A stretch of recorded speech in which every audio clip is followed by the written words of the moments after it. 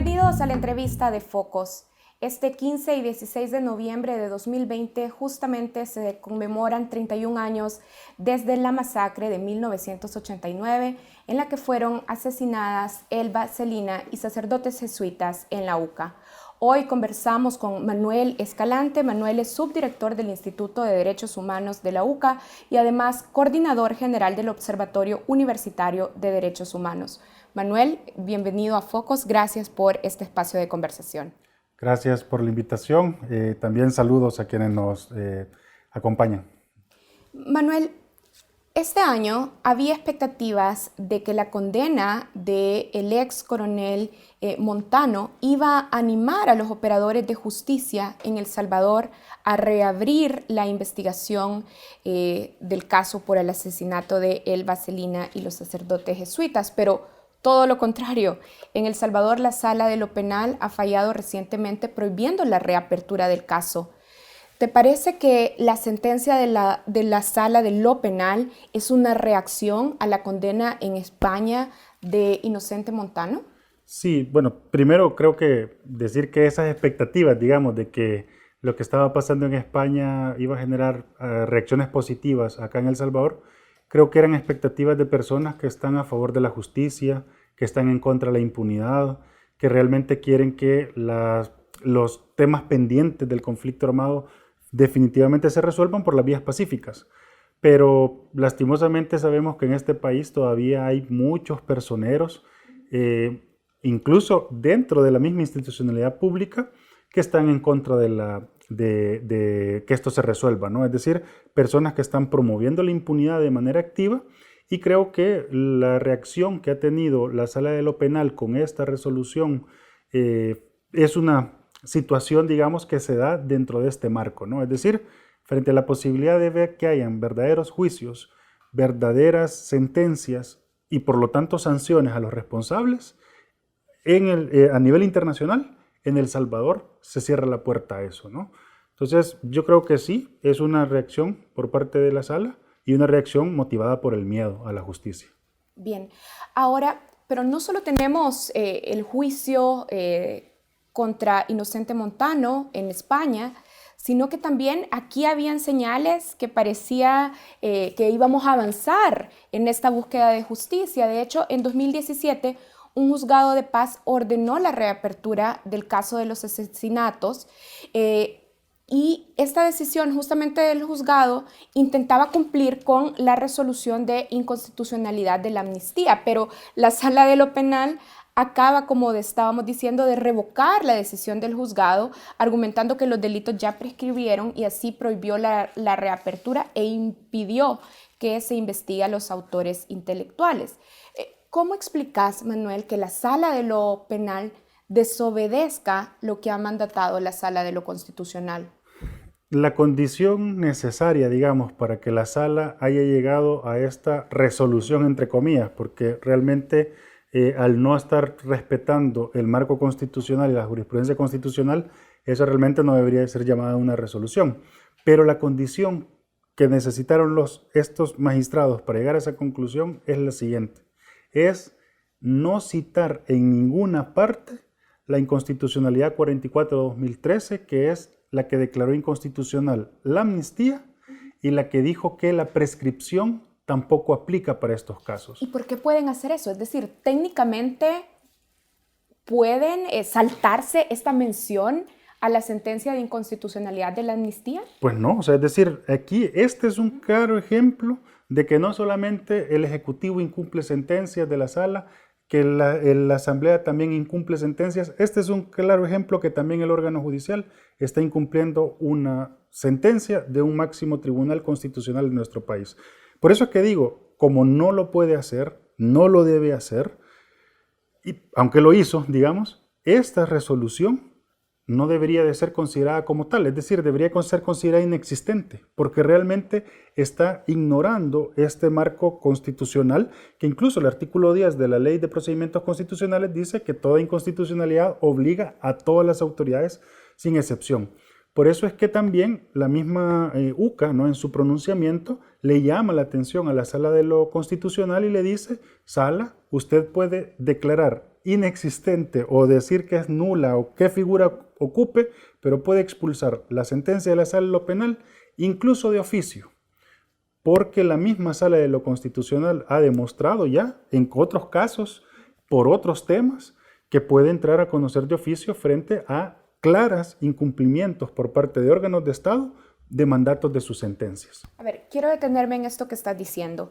La UCA ha pedido a la Sala de lo Constitucional que actúe de oficio y declare nula la resolución de la Sala de lo Penal, pero ¿ves señales firmes y claras en los magistrados de la Sala de lo Constitucional para defender la sentencia de inconstitucionalidad de la amnistía? Yo creo que yo aquí apelaría para los magistrados de la Sala de lo Constitucional, apelaría a la coherencia. Y me explico lo siguiente, es que en la última audiencia de seguimiento, que fue hace unos cuantos días, los magistrados de la Sala de lo Penal, muchos de ellos, cuando después de que el órgano ejecutivo, el Ministerio de Defensa, el Ministerio de Hacienda, después de que ellos rendieron cuentas, muchos de esos magistrados hicieron preguntas sumamente incisivas a esos órganos porque les estaban cuestionando que no estaban haciendo caso, ¿no? Incluso la mayor incisividad, digámoslo así, lo más incisivo fue con el Ministerio de Defensa, ¿no? En cuestionamiento de su contribución a la búsqueda de la justicia en el tema de las inspecciones en los archivos. Esa misma actitud incisiva esperaría yo por coherencia de los magistrados de la Sala de lo Constitucional frente a la Sala de lo Penal, porque ya todo esto es de conocimiento, o sea, es decir, todo esto es, como dirían, de un hecho notorio, ¿no? Incluso hasta la misma resolución de la Sala de lo Penal, la casación, la publicó en la misma cuenta de Twitter de la Corte Suprema de Justicia. Entonces, ya los magistrados pueden informarse perfectamente y podrían hacerlo, como digo, por coherencia, esperaría que lo hicieran, ¿no? Pero aparte de esta expectativa de coherencia, porque hemos estado hablando de las expectativas en este caso y vemos cómo esas expectativas no terminan concretándose realmente. Pero ¿ves señales de nuevo de estos magistrados de autoexigir dentro de la Corte Suprema de Justicia, voy a decirlo? Pues como digo, ya en algún momento, ¿no? Y quizás no con este tema en particular, sino que con otros temas también bastante escabrosos, digámoslo así, en esta coyuntura, en el tema de la pandemia, claro, en algún momento a la sala se le cuestionaba, ¿verdad?, de que frente a posibles o claros incumplimientos por parte del Ejecutivo, ¿por qué no certificaba a la Fiscalía para que procediera? Bueno, hubo algunos sectores de la sociedad que les parecía que estos magistrados eran como demasiado, digamos, cautos o eran muy pasivos frente a eso. Por eso digo, o sea, es decir, yo esperaría que los magistrados en este caso se parecieran menos a su momento de la pandemia y se parecieran más en el momento de la audiencia de seguimiento de la Ley de Reconciliación Nacional. Yo esperaría eso, pues, pero claro, hasta este momento, digamos, tampoco estos magistrados, han tenido algún movimiento crucial frente a la ley de amnistía o la ley de reconciliación. Este creo que es un momento crucial, ¿verdad? Ahora, hablemos ya no solo de estos obstáculos o de estas incoherencias, como estabas diciendo, dentro de la Corte Suprema de Justicia, hablemos también de otras dinámicas políticas. A ver, un observador incauto, vamos a decir, pensaría que basta con que los partidos que participaron en la guerra, es decir, Arena y el FMLN, ya no estén en la presidencia, o que basta con el reemplazo y el recambio generacional dentro de la Fuerza Armada para que la justicia avance en los casos de violaciones a los derechos humanos que se cometieron durante el conflicto civil. Pero la realidad no es así. ¿A través de qué mecanismos se mantiene, a pesar de los años, la complicidad y la impunidad en la Fuerza Armada? Sí, bueno, yo creo que primero quizás haría un matiz en tu parte introductoria cuando mencionabas el tema del cambio generacional, ¿no? O sea, es decir, yo soy de la idea y creo que si me voy a la política voy a encontrar un montón de ejemplos, pero bueno, por tiempo tampoco los voy a citar, pero yo creo que ya se ha demostrado en la política de nuestro país que poner rostros jóvenes no significan que van a venir ideas novedosas, ¿no? O que van a romper dinámicas que dañan a la democracia. Incluso, como dirían algunos, hay muchos jóvenes que son más viejos que los viejos, ¿no? O sea, es decir, en esta construcción o reproducción de dinámicas que no son adecuadas. Entonces, en esa perspectiva creo que la Fuerza Armada, ¿no?, tiene durante mucho tiempo, quizás antes menos visible, quizás ahora más proactiva, una línea de trabajo o una postura que yo lo pondría como en dos perspectivas, ¿no?, o en dos elementos. La primera es, nosotros no hicimos nada malo. Lo que hicimos lo tuvimos que hacer porque era lo que correspondía hacer. Nosotros defendimos la patria, dice, ¿no? Entonces, para ellos, nada del comunismo, de las, ¿cómo se llama?, amenazas extranjeras, lo que sea, ¿no? Pero lo que quiero decir es que para ellos, todo ese periodo de tiempo no fue malo. Por lo tanto, ahí viene el segundo componente, no hay nada que pedir perdón, sino que incluso, creo yo, que en su lógica, al contrario, en lugar de estarles exigiendo justicia, la gente le debería de estar dando gracias, porque no vivimos en un país comunista, ¿no? O sea, en la forma en cómo hablan muchos generales, muchos coroneles, pareciera eso, pareciera ser que la sociedad está siendo malagradecida porque les estamos exigiendo justicia cuando la verdad le deberíamos de estar dando gracias. Pero todo parte porque para ellos nada estuvo mal hecho.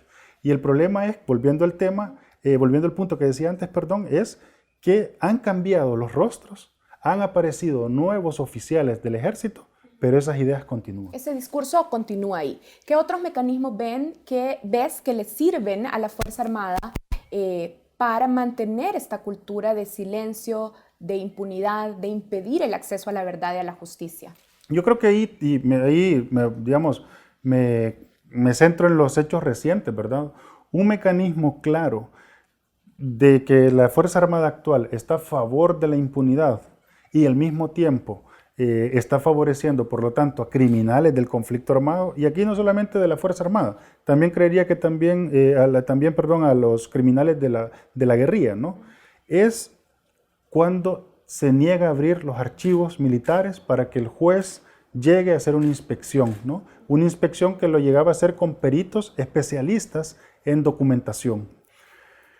Impedir esto, no contribuir a la justicia de esta manera, es el ejemplo claro que estamos frente a una organización, un ejército que en el pasado cometió crimen de lesa humanidad, que trató de encubrirlo y que en el presente quiere mantener todo eso en la impunidad. Bien, vamos a hacer una pausa y cuando regresemos vamos a continuar con esta conversación con Manuel Escalante, subdirector del IDUCA, el Instituto de Derechos Humanos de la Universidad Centroamericana José Simeón Cañas. Ya volvemos.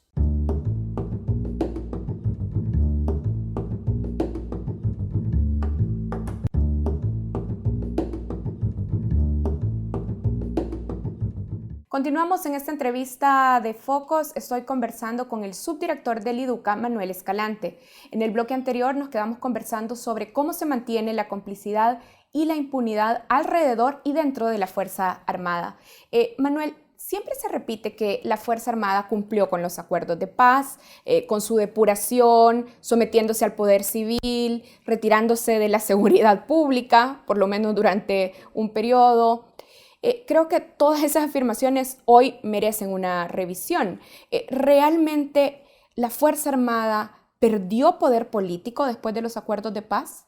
Yo creo que no. O sea, es decir, lo que perdió fue visibilidad pública, ¿no? Y claro, ese poder político que siempre estuvo ahí, porque, bueno, no solamente, digamos, a nivel en el terreno, porque todo el mundo se acuerda, ¿no? o sabe que el 1992 significó la desmovilización de la Fuerza Armada, pero poco se habla de que un año después, en 1993, la Fuerza Armada vuelve a las labores de seguridad pública en apoyo a la policía, es verdad, pero desde el 93 hasta la fecha, la Fuerza Armada siempre se ha mantenido en labores de seguridad pública. Eso demuestra, ¿no?, que en el ejercicio de esa labor permanente, la Fuerza Armada juega un rol importante y por lo tanto ahora ya es inconcebible, sobre todo para el sector gubernamental, decir que va a retirar al ejército para garantizar la seguridad. Al contrario, pareciera ser que necesitamos más militares para tener más seguridad.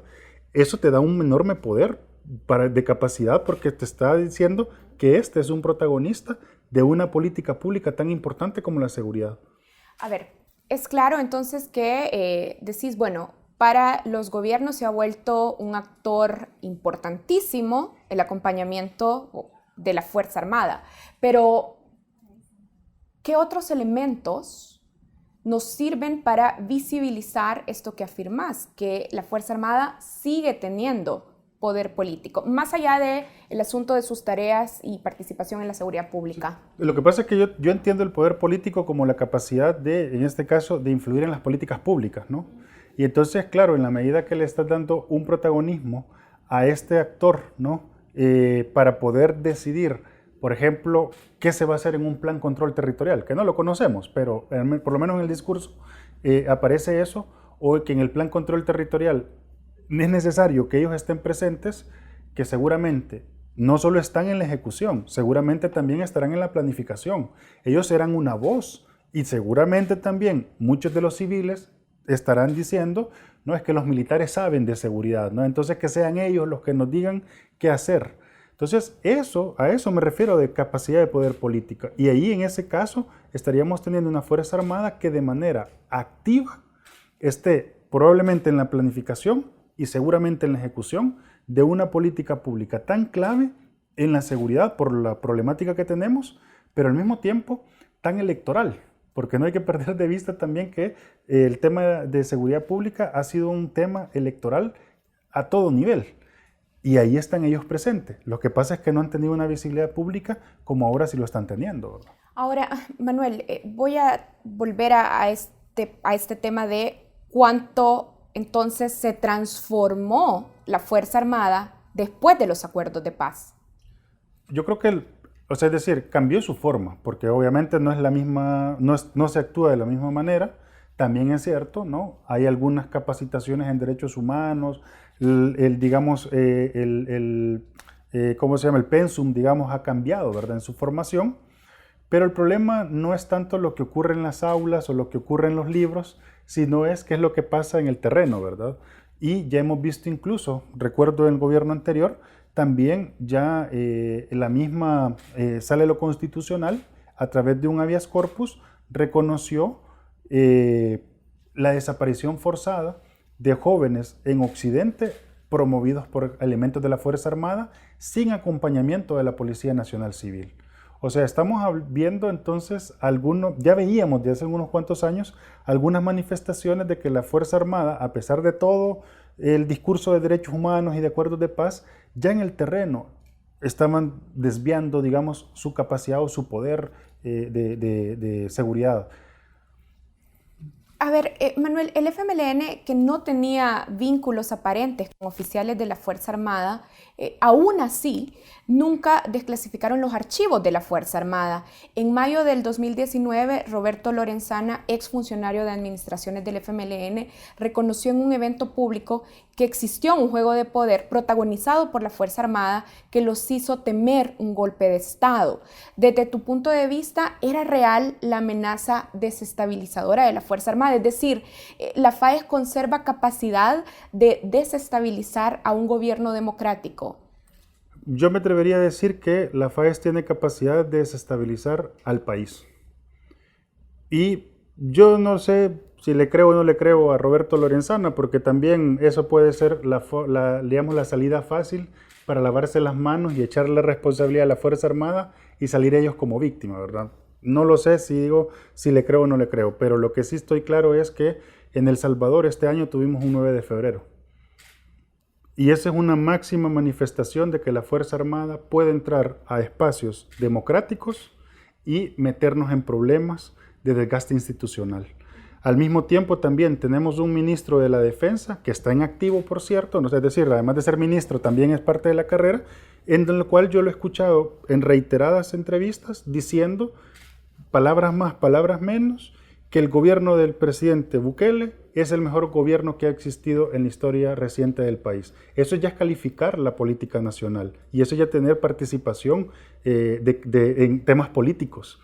Manuel, si no le crees del todo la justificación al FMLN del temor del golpe de Estado, ¿por qué otros motivos crees que el FMLN no desclasificó archivos?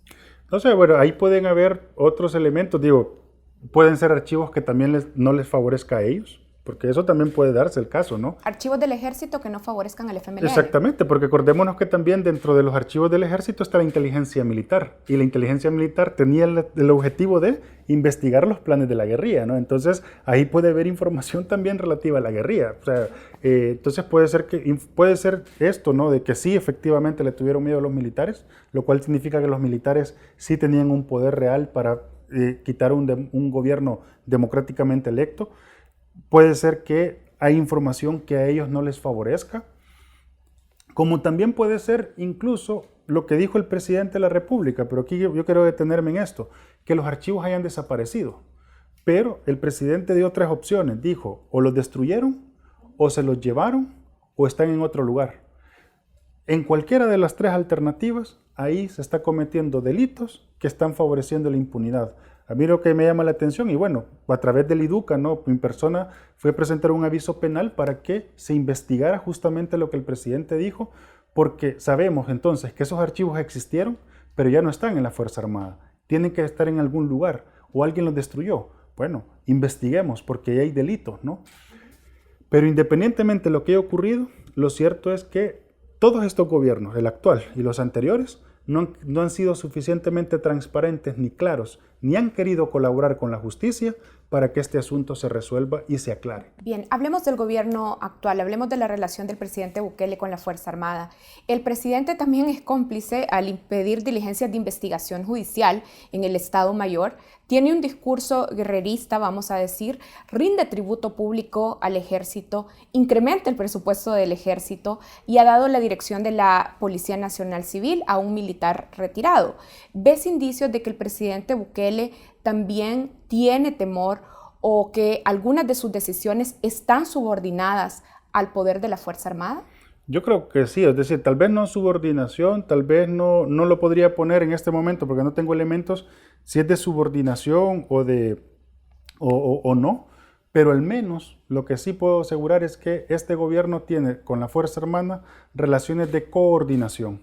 O sea, al menos que digamos, una necesidad mutua, ya sea para el gobierno, para mantener su estabilidad, ¿no? O para mantener su presencia estratégica, y ya no solamente en el territorio, sino también en redes sociales, ¿no? O sea, es decir, todos estos temas del tributo a la Fuerza Armada a través de las redes está muy fuerte, y por el otro lado, obviamente también, la Fuerza Armada está teniendo mayor presencia en el territorio, está teniendo mayor presencia en las políticas públicas, y sobre todo si se comienzan a abrir los siguientes préstamos que están pendientes, van a tener más recursos.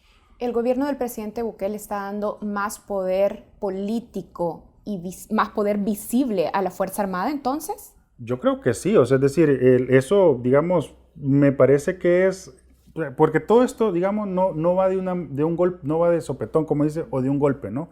Sino que puede ir de manera gradual. Y creo que en la pandemia hemos ido viendo en corto tiempo esa gradualidad, ¿no? Te dicen que van a aplicar medidas sanitarias, pero lo que te ponen son retenes militares, ¿no? O sea, es decir, ahí hay una presencia militar muy fuerte. Atacan las langostas nuestras plantaciones, lo que mandan son militares con redes. Hay un enjambre sísmico por la zona de Santa Tecla y las primeras fotos que aparecen son militares al frente de las pantallas. O sea, es decir, pareciera ser que ya no solamente los problemas de seguridad pública, sino cualquier problema que afecte a la sociedad, los militares tienen que estar al frente.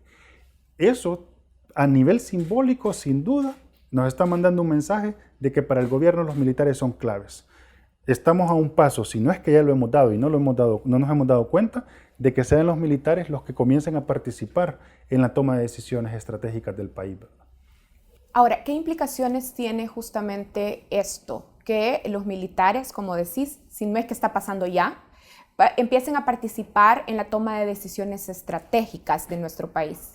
Yo creo que ahí, yo por lo menos con lo que conozco, me atrevería a decir que el problema que se da en este punto, sobre todo que ellos participen, eso es principalmente en si el modo de proceder de ellos se impone. Porque hay que decirlo, el ejército es una estructura jerárquica, donde la orden se obedece, no se discute, no se platica, no hay consenso. Entonces, la forma en que ellos operan es una forma distinta a lo que se promueve en una democracia, donde tiene que haber diálogo, donde puede haber voces diferentes, donde puede haber disenso y consenso. Entonces, el tratar de imponer un modo militar de resolver los asuntos sociales puede llevarnos a una ruptura en el ejercicio democrático de toma de decisiones, por ejemplo, y eso es grave en un país como el nuestro. Manuel, este año la Asamblea Legislativa aprobó una ley de reconciliación y justicia transicional que beneficiaba a los perpetradores de graves violaciones a los derechos humanos. Sabemos que algunos diputados a lo mejor pueden temer que ellos mismos resulten afectados por la reapertura de los casos, pero más allá de eso, Manuel, ¿hay otros factores que hacen que los diputados también participen de este mantenimiento de la impunidad? Sí, yo creo que ahí son por afectaciones personales, ¿no? Y como tú bien lo indicas, hay diputados que les afectan a ellos directamente, pero hay que pensar también un poquito más, digamos, a ir ampliando el círculo. Se les afecta a familiares, se les puede afectar a amigos, se les puede afectar compadres, se les puede afectar a círculos, digamos así, hasta socios de negocios. Es decir, a su grupo se les puede afectar, ¿no? Y sobre todo porque, vuelvo y traigo de cuenta esto, los militares nunca se separaron del poder. Si yo sigo ese esquema, entonces, claro, en la medida en que estos se mantuvieron cerca de los políticos, si toman una decisión que busque la justicia y juzguen a estas personas, es que van a juzgar gente que siempre estuvo cerca de ellos, ¿no? Entonces, esto creo que es lo que, entre otras cosas, estarían deteniendo, y es un factor más humano, diría, ¿verdad? Pero bueno, aquí la idea es que principio de igualdad, es decir, todos somos iguales ante la ley, y si ellos cometieron delitos, tienen que ser juzgados, ¿no? Bien. Manuel, renunciaste en los últimos días al equipo ad hoc de estudio y propuestas de reforma en la Constitución. Has aclarado ya en una columna de opinión que es porque ves retrocesos en el avance de la justicia transicional y preferís dedicar más esfuerzos a este trabajo. Pero los retrocesos que ves y que señalás están también relacionados con la actuación del Ejecutivo salvadoreño. Sí, es decir, bueno, y yo lo cito en la columna de opinión, el tema de que no se abren los archivos militares. O sea, es decir, cuando yo hago el recorrido de cuáles son los retrocesos que veo, lo que veo es una asamblea que no dicta una ley de reconciliación con los estándares que deben de ser, un ejecutivo que no permite la apertura de los archivos militares y un judicial que incumple la sentencia porque niega la reapertura del caso jesuitas.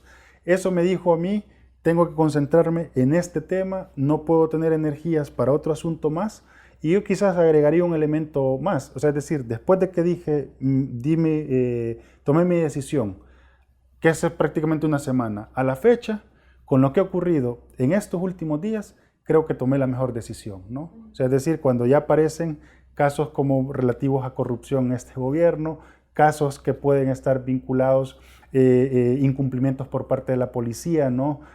Comisión de delitos, la policía obstaculizando la fiscalía. Es decir, yo no me esperaba esto, ¿no? Pero ante esta situación creo que era la mejor decisión seguir defendiendo los derechos humanos en lugar de continuar con el equipo. Bien, Manuel, quiero agradecerte por este espacio de conversación que has abierto para Focos. Muchas gracias. Muchas gracias, Karen, también a quienes nos sintonizan. Bien, así cerramos esta entrevista con Manuel Escalante. Recordemos que él es subdirector del Instituto de Derechos Humanos de la UCA y además coordinador general del Observatorio Universitario de Derechos Humanos. Si quieren volver a ver esta entrevista, pueden encontrarla en nuestro canal de YouTube, Focos TV. Hacemos una pausa, ya regresamos.